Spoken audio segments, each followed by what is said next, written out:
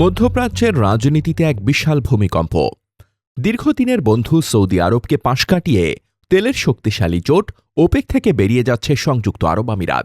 কিন্তু কেন কেন এই সময়েই জোট ভাঙার পথে হাঁটছে দুবাই, আবুধাবি?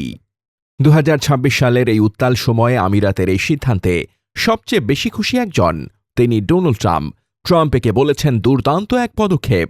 তার অঙ্কটা সোজা, আমিরাত জোটের বাইরে গিয়ে যত বেশি তেল বাজারে ছাড়বে, আমেরিকায় তেলের দাম তত কমবে।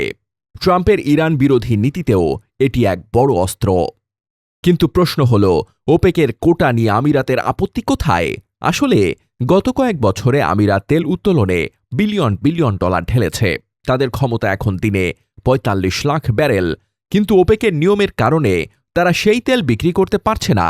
তাদের হাতে আছে ভিশন 2031, যেটা বাস্তবায়নে দরকার প্রচুর অর্থ।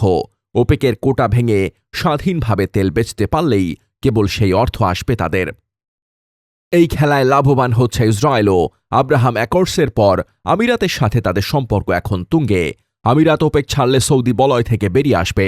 এতে ইসরায়েল সস্তায় জ্বালানি পাবে এবং মধ্যপ্রাচ্যে আরব দেশগুলোর একক শক্তি দুর্বল হবে, যা মূলত ইসরায়েলের কৌশলগত বিজয়। তবে এই এক সিদ্ধান্তে কপালে ভাঁজ পড়েছে ইরানের। তেহরান এখন যুদ্ধের চাপে। তারা চেয়েছিল ওপেকের মাধ্যমে তেলের দাম বাড়িয়ে রাখতে, কিন্তু আমিরাত বেশি তেল বাজারে ছাড়লে দাম কমে যাবে, আর তাতে বড় ধাক্কা খাবে ইরানের যুদ্ধকালীন অর্থনীতি। ধাক্কা খাবে সৌদি আরবও। কাতার আর অ্যাঙ্গোলার পর আমিরাতের মতো বড় খেলোয়াড় হারিয়ে ওপেক এখন অস্তিত্বের সংকটে। বাজার নিয়ন্ত্রণের সেই একচ্ছত্র ক্ষমতা কি আর থাকবে?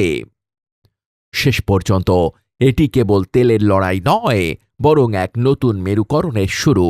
একদিকে ট্রাম্প ইসরায়েল আমিরাত ঐক্য, অন্যদিকে তেলনির্ভর দেশগুলোর ভবিষ্যৎ শঙ্কা। তেলের বাজারের এই একলা চলো নীতি বিশ্ব অর্থনীতিকে কোন পথে নিয়ে যায়, সেটাই এখন দেখার বিষয়।